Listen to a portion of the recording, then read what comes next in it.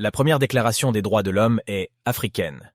La charte du Manden ou Manden Kalikan est une retranscription d'une déclaration orale, laquelle remonterait au règne du premier souverain Soundiata Keïta, qui vécut de 1190 à 1255.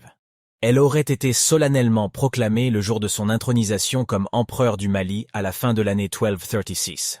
Le texte décrit ci-dessous provient des travaux menés à partir des années 1970 par Wa Kamisoko et Youssouf Tata Cissé, est inscrit en 2009 par l'UNESCO sur la liste du patrimoine culturel immatériel de l'humanité. Ce texte est l'une des plus anciennes références concernant les droits fondamentaux. Sa reconnaissance confirmerait sa valeur juridique et sa portée universelle. 1. Les chasseurs déclarent « Toute vie, humaine, est une vie. Il est vrai qu'une vie apparaît à l'existence avant une autre vie. Mais une vie n'est pas plus ancienne, plus respectable qu'une autre vie. De même qu'une vie n'est pas supérieure à une autre vie. Tout.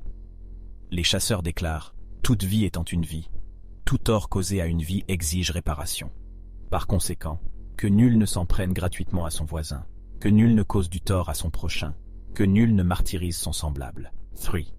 Les chasseurs déclarent que chacun veille sur son prochain, que chacun vénère ses géniteurs, que chacun éduque comme il se doit ses enfants, que chacun entretienne, pourvoie aux besoins des membres de sa famille.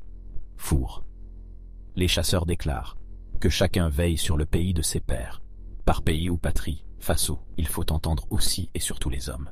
Car tout pays, toute terre qui verrait les hommes disparaître de sa surface, deviendrait aussitôt nostalgique. 5.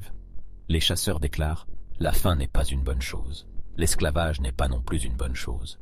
Il n'y a pas pire calamité que ces choses-là, dans ce bas monde. Tant que nous détiendrons le carquois et l'arc, la faim ne tuera plus personne au Manden, si d'aventure la famine venait à sévir. La guerre ne détruira plus jamais de village pour y prélever des esclaves. C'est dire que nul ne placera désormais le mort dans la bouche de son semblable pour aller le vendre. Personne ne sera non plus battu, a fortiori mis à mort, parce qu'il est fils d'esclave. 6. Les chasseurs déclarent « L'essence de l'esclavage est éteinte ce jour, d'un mur à l'autre, d'une frontière à l'autre du Manden. La razzia est bannie à compter de ce jour au Manden. Les tourments nés de ces horreurs sont finis à partir de ce jour au Manden. Quelle épreuve que le tourment, surtout lorsque l'opprimé ne dispose d'aucun recours. L'esclave ne jouit d'aucune considération, nulle part dans le monde. Seven. Les gens d'autrefois nous disent « L'homme en tant qu'individu. Fait d'os et de chair, de moelle et de nerfs, de peau recouverte de poils et de cheveux, se nourrit d'aliments et de boissons.